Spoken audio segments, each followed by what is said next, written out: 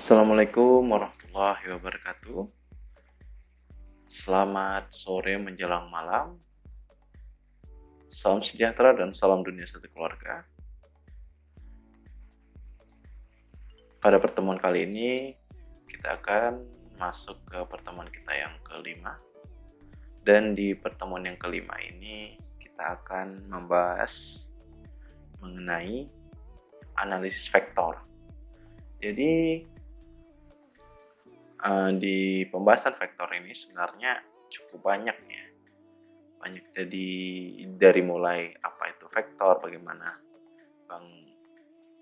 integrasian antara limit, diferensial, dan integral, dan sampai kita harus mengenal analisis yang dipakai pada vektor.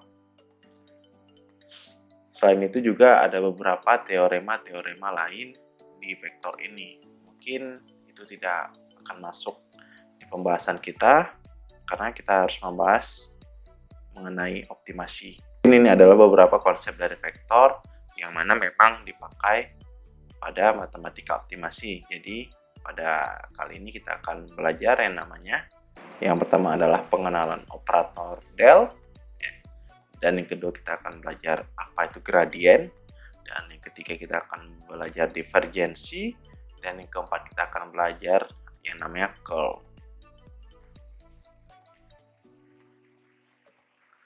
Oke. Jadi operator del ini adalah sebuah operator vektor turunan yang mana disimbolkan dengan nabla.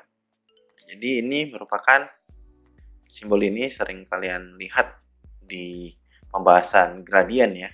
Jadi nanti di matematika optimasi ada beberapa simbol-simbol yang digunakan pada penyelesaian masalah atau penyelesaian solusi. Di simbol yang digunakan itu biasanya nabla. Kalau di buku-buku referensi pada umumnya biasanya mereka sering menyebut dengan del. Jadi kita di sini akan menggunakan dua penyebutan. Yang pertama del atau nabla, bisa kedua-duanya. Yang dimana didefinisikan dalam bentuk turunan parsial. Jadi turunan parsial ya. Yang dimana nabla itu dinotasikan sebagai dau ya. Ini saya sebutnya bisa disebut d atau dau ya. Saya sebutnya dau per dx pada komponen vektor i ditambah dengan dau per dy pada komponen vektor j ditambah dengan dau per dz pada komponen vektor k. Yang dimana itu berarti adalah setiap komponen akan sama pada setiap sumbu x, y, dan z. Jadi adapun fungsi dari operator del ini adalah untuk mencari tiga kuantitas yang disebut gradien, divergensi, dan curl. Walaupun del atau nabla adalah sebuah vektor, namun del ini tidak pernah dinotasikan sebagai vektor del atau tidak ada tanda arah di atasnya ya. Jadi apa-apa saja fungsi dari del. Jadi sebagai seorang operator ya, operator berarti del ini adalah suatu konsep ya atau sebuah formulasi yang dimana dia bisa mengubah suatu bentuk dari input sampai dengan output. Nah, jadi di sini ada namanya di sini ada vektor addition dan subtraction yang dimana vektor u ditambah dengan v ya, yang dimana vektornya atau input vektornya adalah vektor dan kemudian outputnya adalah vektor. Yang di kedua ada dot produk ya, produk yang dimana vektor u dot v ya, yang dimana kalau kita masukkan ke operator maka kita masukkan inputnya vektor maka akan keluar outputnya adalah skalar. Kemudian ada cross product yang dimana vektor u kita crosskan dengan vektor v yang dimana kalau kita masukkan datanya adalah vektor maka outputnya adalah vektor. Kemudian gradien ya, yang dimana dia sifatnya inputnya adalah skalar fungsi ya, dan outputnya adalah vektor fungsi. Dan kemudian divergensi yang dimana dia merupakan dot ya, dot dari vektor dari nabla dengan vektor u yang dimana inputnya adalah fungsi vektor dan kemudian outputnya adalah fungsi skalar, dan kemudian yang terakhir adalah curl, yang dimana nabla ini kita cross dengan vektor U, yang dimana inputnya adalah fungsi vektor dan outputnya adalah tetap fungsi vektor. Kira-kira seperti itu pengenalan dari operator del. Jadi kita masuk ke gradien. Jadi gradien menentukan seberapa cepat dan ke arah mana fungsi skalar meningkat. Misalnya kita punya P ya, P pada sebuah X, Y, dan Z terdefinisi dan diferensiabel pada setiap titik X, Y, dan Z dalam ruangan R pangkat 3. Maka gradien P atau grad dari P atau nabla dari P didefinisikan sebagai nabla P sama dengan dou per dx pada komponen I ditambah dengan dou per dy pada komponen J ditambah dengan dou per dou Z pada komponen K. Ya, dimana tinggal kita masukkan setiap P-nya kita masukkan sebagai sandingan dari dou ya. Jadi kita buat seperti ini, dou per, tinggal masukkan P ke sini, dou per P per dx pada komponen I ditambah dengan dou P per dy pada komponen J ditambah dengan dou P per dz pada komponen K. Jadi secara prinsip gradien mengubah fungsi skalar menjadi vektor. Jadi ini tugas gradien, mengubah fungsi skalar menjadi fungsi vektor. Kemudian komponen gradien dalam arah A didefinisikan dengan nabla C. Nah, ini sebutnya adalah C, yang dimana pada derajat A, di mana A adalah suatu vektor satuan. Selanjutnya, sifat gradien. Ya, jadi sifat gradien itu ada 3 ya. Jadi misalkan saya punya fungsi f pada koordinat x, y, dan z, dan fungsi g pada koordinat x, y, dan z adalah fungsi skalar yang diferensiabel pada tiap titik x, y, dan z, dan c adalah bilangan real, maka berlaku fungsi-fungsi dari sifat-sifat gradien ada 3, yaitu ini nabla, fungsi f ditambah dengan fungsi g sama dengan nabla f ditambah dengan nabla g. Kemudian nabla cf sama dengan c nabla f, dan nabla fg sama dengan f nabla g ditambah dengan g nabla f. Sifat gradien. Jadi yang pertama ini merupakan sifat dari turunan gradien tadi. Nah, ini sifat pertama ya. Jadi pembuktiannya di sini kita masukkan yang dimana nabla f ditambah dengan g sama dengan kita masukkan tadi rumusan dari gradien, dimana dou per dx pada komponen I ditambah dengan dou per dy pada komponen J ditambah dengan dou per dz pada komponen K. Kemudian fungsi f dan g kita tambahkan, kemudian f dan g itu kita masukkan per komponen, setiap komponen. Setelah itu setelah masuk itu kita turunkan lagi. Nah, kita masukkan menjadi dou f per dx dan dou g per dx. Jadi kalau kalian lihat di sini ada cross cut ya antara f dan g. Kemudian ini pada komponen k, kemudian kita masukkan lagi per komponennya.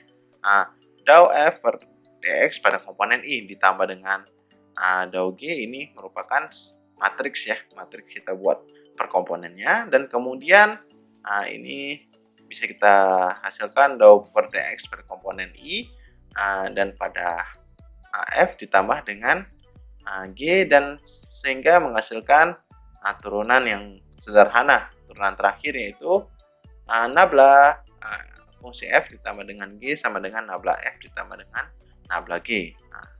Saya kira seperti itu sifat dari gradien yang pertama. Kemudian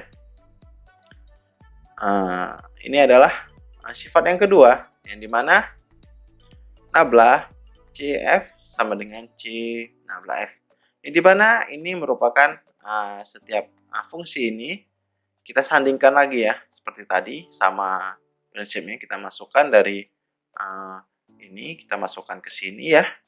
Kemudian setiap komponen IJK kemudian kita buat dia per komponen ya, atau dou F ditambah dengan dou C per dx pada C dan per dx pada F, kemudian pada komponen, kemudian kita masukkan lagi, kita substitusikan lagi, dan kemudian ini adalah bentuk turunan yang terakhir ditambah dengan 0, maka pembuktiannya adalah nabla CF sama dengan C nabla F.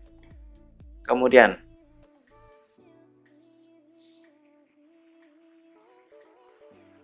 sifat ketiga dari gradien. Nah, di sini sifat ketiganya adalah nabla Fg sama dengan F nabla G ditambah dengan G nabla F. Jadi pembuktiannya adalah nabla pada Fg itu merupakan komponen dari IJK pada Fg. Dan kemudian kita turunkan, kita masukkan lagi. Kemudian kita buat per komponennya lagi, Fg pada komponen IJK, dan kemudian kita buat lagi, kita substitusikan lagi. Kemudian kita dapatkan yang namanya nabla Fg sama dengan F nabla G ditambah dengan G nabla F. Kira-kira seperti itu ya untuk sifat-sifat dari gradien. Oke, untuk lebih memahami mengenai soal dari gradien, kita akan membahas mengenai contoh soal ya. Di sini ada diketahui permukaan x kuadrat y ditambah dengan 2xz sama dengan 4, yang dimana normal vektor di titik 2, minus 2,3. Kita harus tahu normal vektor itu bagaimana. Sebenarnya normal vektor itu sama dengan gaya normal pada mekanika teknik.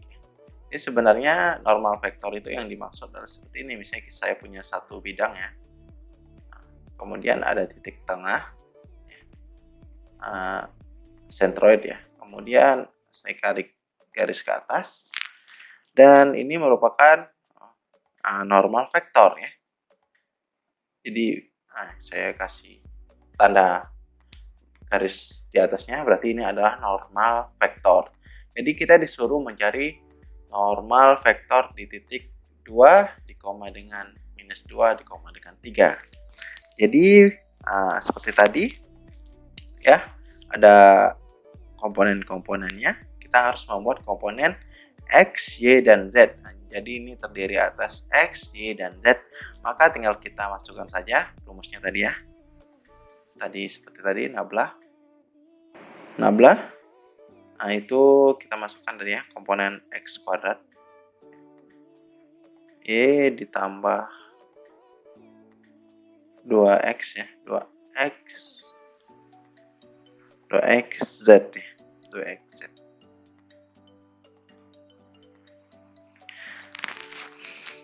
Nah, jadi ini merupakan permukaan ya, maka kita harus turunkan ya, kita turunkan per komponen X dan kita turunkan per komponen X, Y, dan Z.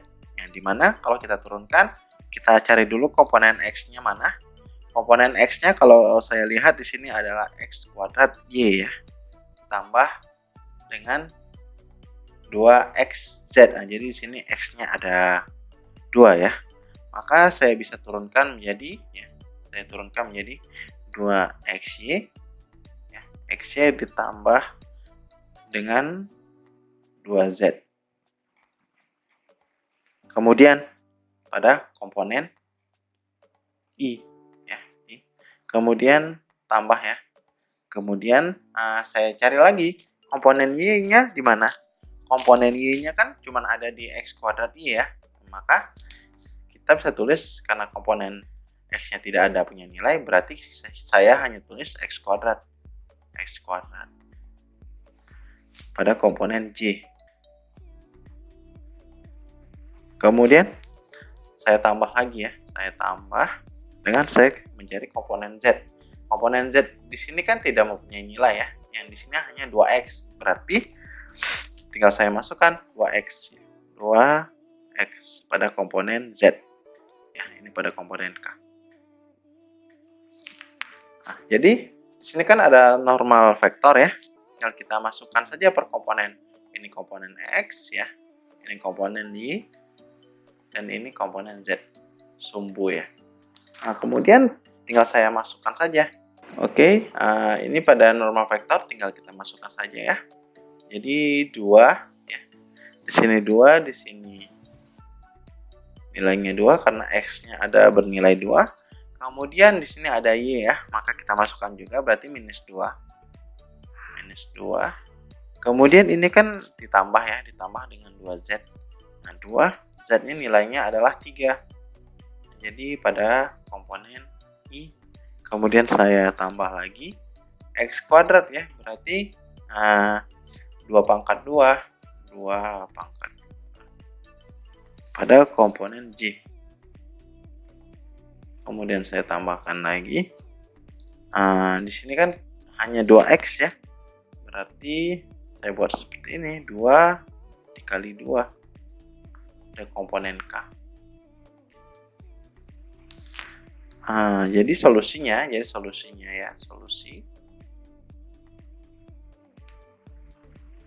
solusi yang didapat pada normal vektor pada titik 2 min 2 di 3 itu sama dengan, tinggal kita jumlahkan saja ya, 2 dikali 2 dikali minus 2 ditambah 2 dikali 3 itu sama dengan berapa?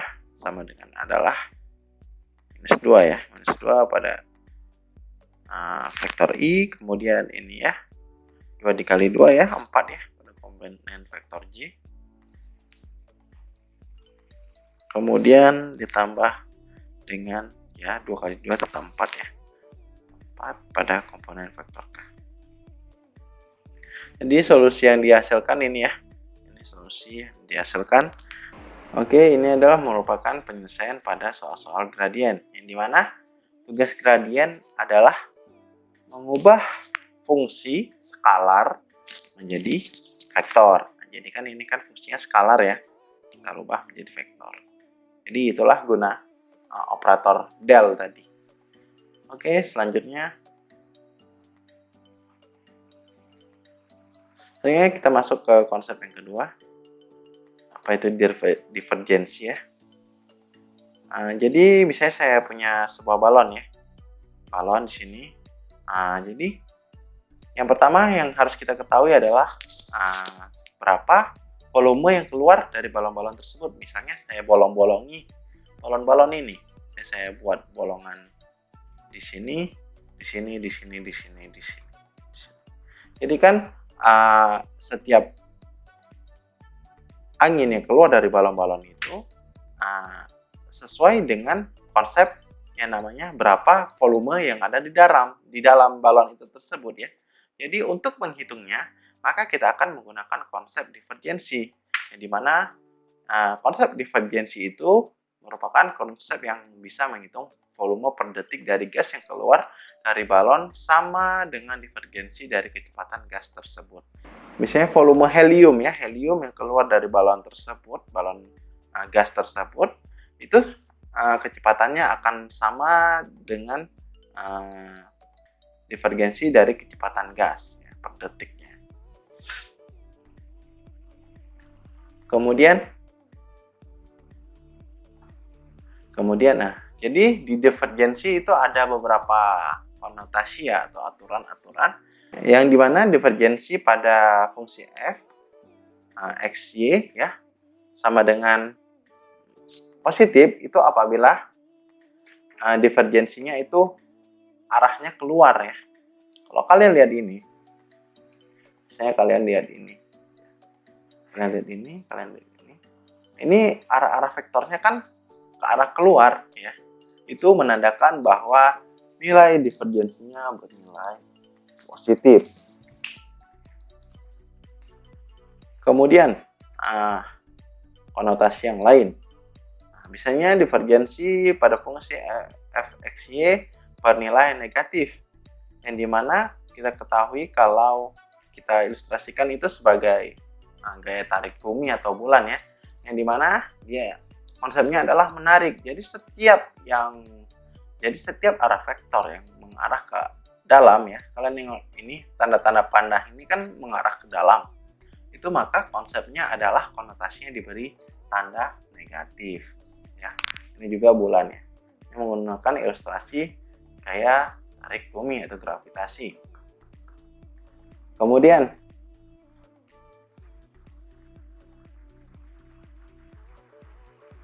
Kemudian ini yang dimana divergensi bernilai 0 apabila setiap arah dari vektor itu hanya mengalami flow saja atau fluktuasi dari aliran saja.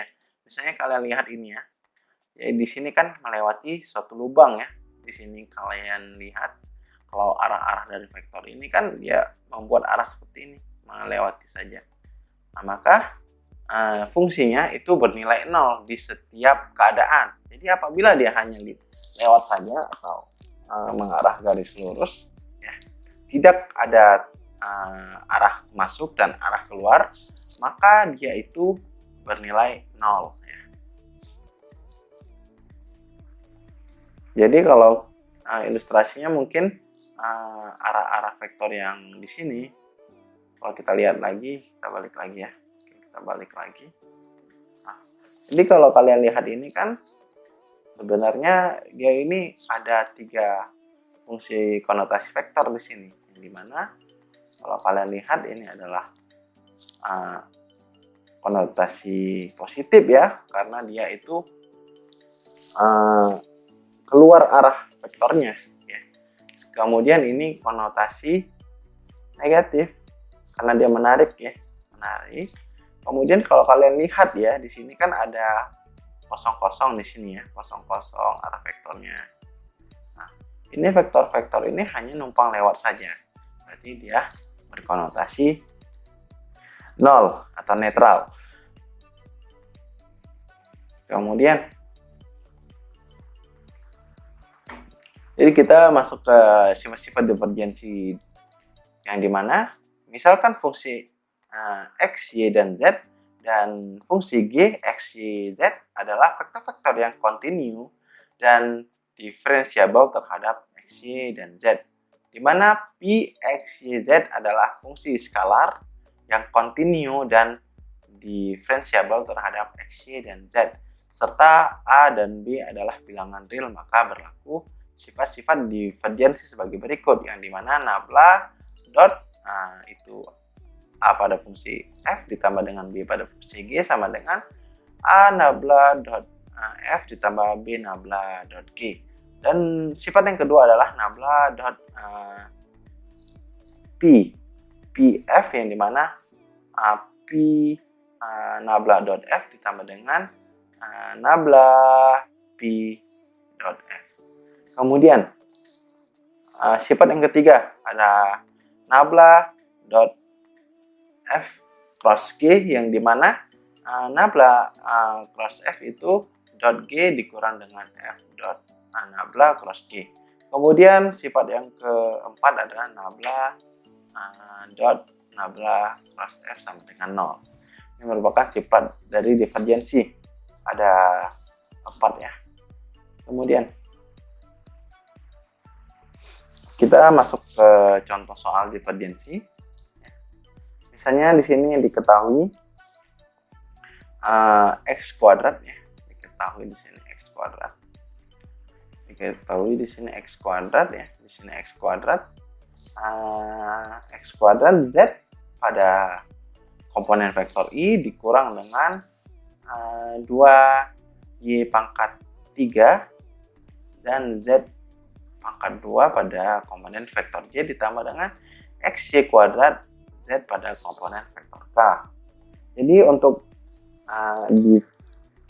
divergensi ya, dia inputnya adalah vektor.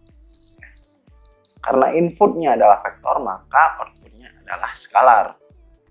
Jadi sebelum kita menyelesaikannya, kita buat dulu ya ini persamaannya.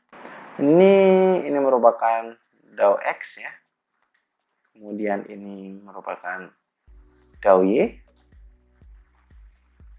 Dan ini merupakan dou Z. Dou Z ya. Jadi biasa konotasi dari divergensi ini kita beri div ya. Jadi kalau untuk menyelesaikannya, kalau misalnya membedakan gradien dan div ya, berarti kita tinggal menggunakan konotasi div ya. div A, misalnya kita menyelesaikan div pada fungsi A ya.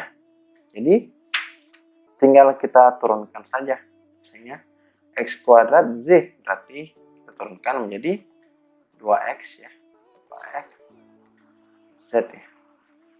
Karena tadi operator del mengubah dari fungsi vektor menjadi skalar, jadi kita tidak perlu lagi memakai komponen i-nya ya, atau komponen ijk-nya kita tidak perlu lagi pakai.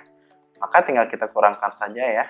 Ini 2y pangkat 3 z pangkat 2, ini kita turunkan menjadi ya 6, turunkan menjadi 6y ya, 6y kuadrat, kemudian z kuadrat ya, kemudian kita tambah ya, kita tambah ini xy pangkat 2 z kita turunkan jadi tetap xy 2. Oke, misalnya tadi diketahui misalnya div A ya, div A ya pada titik koordinat ya, pada titik koordinat 1, minus 1 dan 0 ya, maka tinggal kita jumlahkan saja ya. Misalnya tadi di sini ada z di sini, x dan z ya. 1 dikali 0 jadi hasilnya tetap 0 ya. X dikali z saja 0 ya. Kemudian dikurang dengan ini ada y dikali z ya, tetap minus 1 dikali 0 tetap 0 ya. Kemudian kita tambah dengan 1 per min 1 kita, kemudian maka hasilnya adalah 1 ya.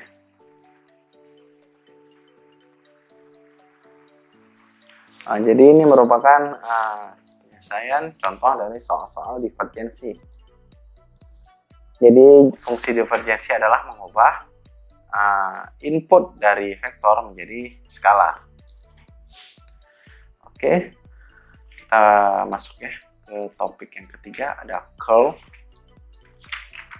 Jadi misalnya saya punya sebuah kincir ya, saya punya kincir,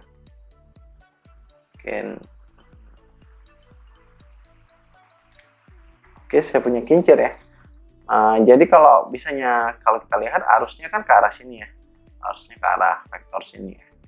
Kemudian karena arusnya ke arah ini, maka sudu-sudu yang dibentuk ini akan memutar kincir ke arah berlawanan ya. Kincir secara alami itu dihubungkan dengan yang namanya bambu-bambu ini. Kalau di turbin ini namanya as ya, atau rotor ya. Ini bambu-bambu ini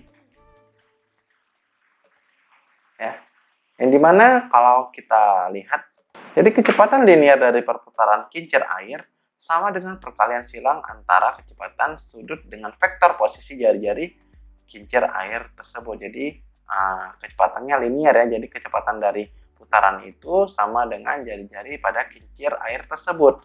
Maka kita akan bisa menentukan berapa kecepatan sudut dari perputaran kincir air tersebut. Kemudian kecepatan sudut dari kincir air yang bergerak dengan kecepatan konstan sama dengan setengah curl dari kecepatan kincir pada setiap titik, karena tadi jari-jari ya vektornya sama dengan posisi vektor pada jari-jari, jadi makanya dia kecepatan konstannya sama dengan setengah curl dari kecepatan kincir pada setiap titik.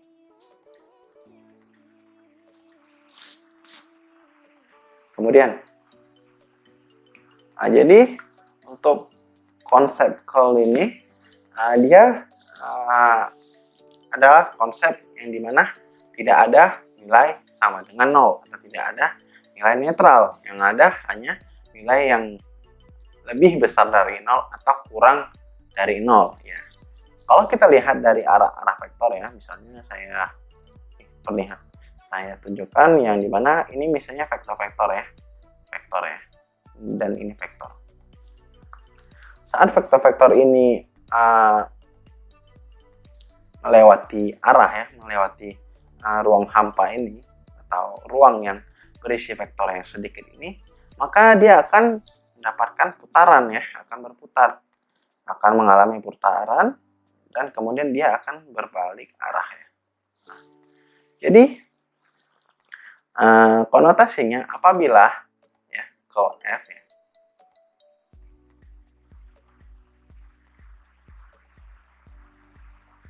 lebih besar dari 0 ya, maka dia itu bernilai positif ya. Kemudian berarti kalau kalian lihat dia itu kan ke arah sana, berarti kalau kita definisikan dia berlawanan dengan arah jarum jam atau counterclockwise ya, counterclockwise. Saya tulis konotasinya CCW saja. Kemudian kita lihat lagi ya, kalau dia arahnya searah jarumnya bagaimana. Nah, jadi kalau kita lihat lagi vektor-vektor ini ya, vektor ini masuk ke ruang hampa dan kemudian terjadi belokan ya, maka dia ke arah jarum jam. Jadi kalau kita buat konotasinya seperti ini ya, F lebih kecil dari 0 ya, sama dengan negatif atau berlawanan atau searah dengan jarum jam. Jadi dia kalau negatif itu searah dengan jarum jam, kalau dia positif itu berlawanan dengan jarum jam. Kira-kira itu untuk konsep curl ya, yang dimana dia hanya ada nilai lebih besar dari 0 dan lebih kecil dari 0. Kemudian perbedaan divergensi dan curl. Ya. Jadi kalau kalian lihat di sini divergensi dan curl, divergensi secara konsepnya dia hanya ada arah yang bergerak itu secara linear ya. Jadi dia ada arah keluar, ada arah masuk, dan ada arah juga melewati arah flow ya, yang dimana dia bernilai 0. Tetapi di curl dia tidak bersifat seperti itu, tapi dia bersifat memutar ya. Dia memiliki putaran, jadi dia memiliki diameter ya. Kemudian ini kalau kita lihat ya, ini kalau di divergensi dia vektor V itu dot dengan vektor W sama dengan 1 ya. Kemudian di cross ya, di cross product pada curl, yang dimana vektor V itu kita cross dengan vektor W sama dengan 0,05. Kemudian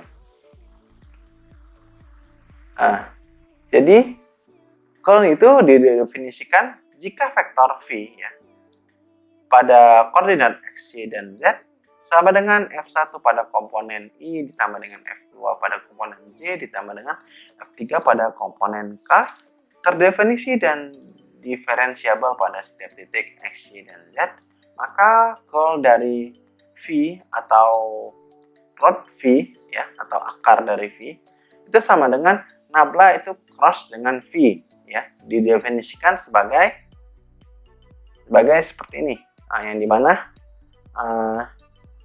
nabla ini atau del ya, del itu kita crosskan dengan V, yang dimana kita masukkan komponen dou per dou X pada komponen I ditambah dengan dou per dy pada komponen J ditambah dengan dou per dx pada komponen K, yang dimana kita bisa masukkan juga dimana V1 pada komponen I ditambah dengan V2 pada komponen Y ditambah dengan V3 pada komponen K, dan kemudian kita buat cross, yang dimana kalau kita menjumlahkan cross dari setiap komponen ini kita harus menutup satu. Misalnya saya menjumlahkan komponen Z ya, atau saya menjumlahkan komponen J, maka saya harus mengcross komponen I dan komponen K. Misalnya saya cross seperti ini ya, dan saya cross seperti ini. Nah, jadi kalau saya ingin menjumlahkan komponen I bagaimana ya, komponen I berarti saya tutup I-nya, kemudian saya crosskan J dan K, kira-kira seperti itu. Kemudian maka setelah di-close-kan ya, konotasinya jadi negatif ya, negatif positif pada setiap komponen IJK, dan kemudian setelah ya itu kita turunkan ya, kita turunkan menjadi dou V3 per dou Y dikurang dengan dou V2 per dz ya, per dou Z pada komponen I ditambah dengan dou V1 per dou Z dikurang dengan dou V3 per dou X pada komponen Z ditambah dengan dou V2 dikurang dengan dou V2 per dx dikurang dengan dou V1 per dy pada komponen K. Kira-kira seperti itu cara untuk menyelesaikan curl ya. Oke.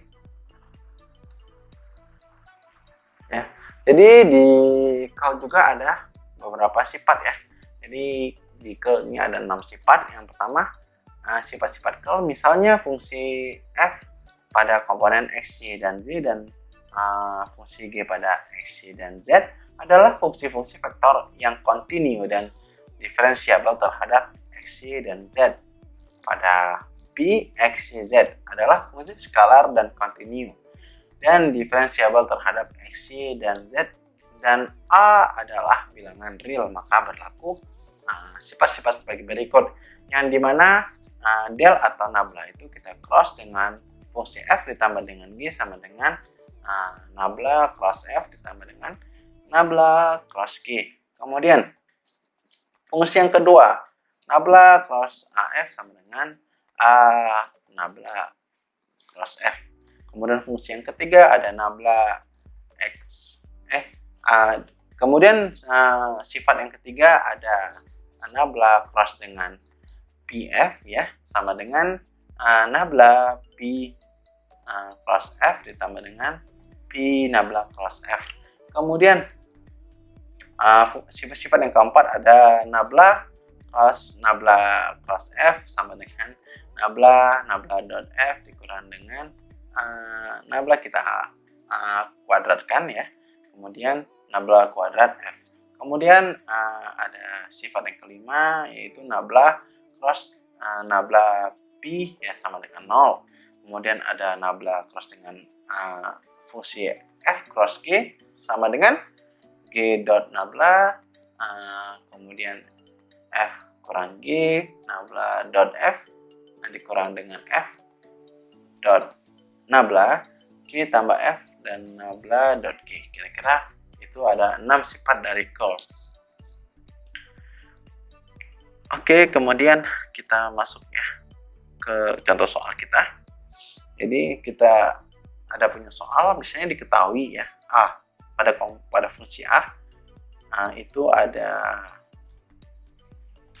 pada fungsi itu sama dengan z ya pangkat 3 pada komponen i, kemudian kita tambah dengan 2x kuadrat pada 2x kuadrat YZ pada komponen Y ditambah dengan 2YZ4 pada komponen K ya.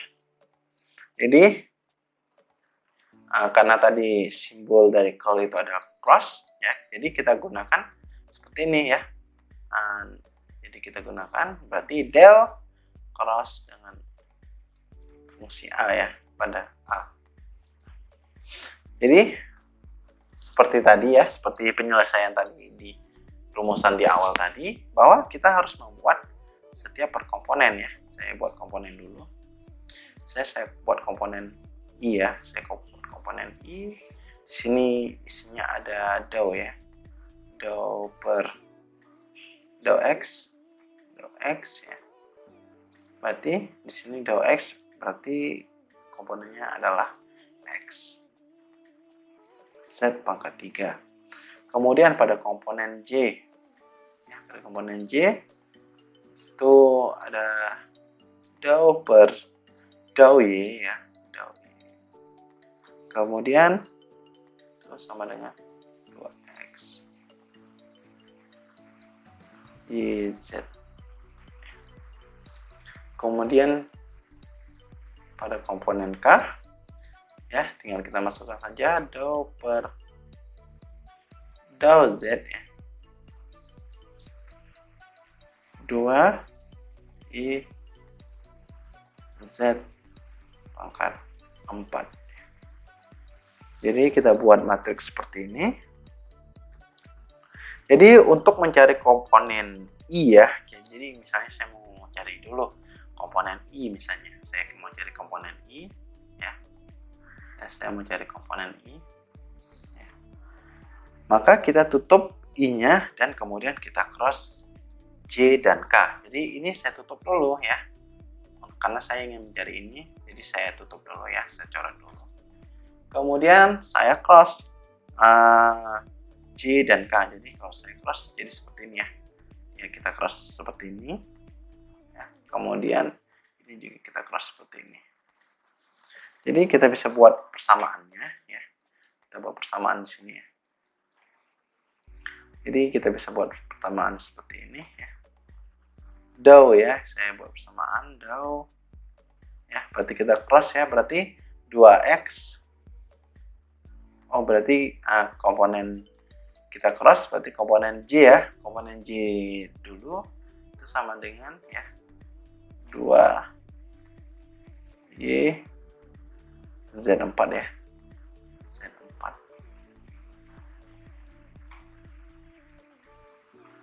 per dou Y ya. Setelah itu saya kurang ya, saya kurang dou ya. Berarti kita masukkan saja di sini, berarti 2x kuadrat YZ ya. 2x kuadrat ya. YZ. YZ ya. Kemudian per dou Z. Kenapa dia dou Z? Karena dia kan pada komponen Z ya. Kemudian ini kita buat pada vektor I ya. Kemudian setelah itu, setelah misalnya saya mencari ya, saya mencari, setelah saya dapat komponen I ya, kemudian saya mencari komponen J. Bagaimana cara mencari J? Maka kita cross ya, cross I dan K. Berarti saya tutup dulu J-nya. Kemudian saya cross I dan K. Ya. Saya cross seperti ini tadi, seperti sama tadi ya. Saya cross seperti ini. Ya. Kemudian saya cari dulu komponen I-nya. Berarti tadi kan dikurang ya. Dikurang ya. Saya buat lagi dou ya. Berarti karena saya cross berarti maka ini 2 ya.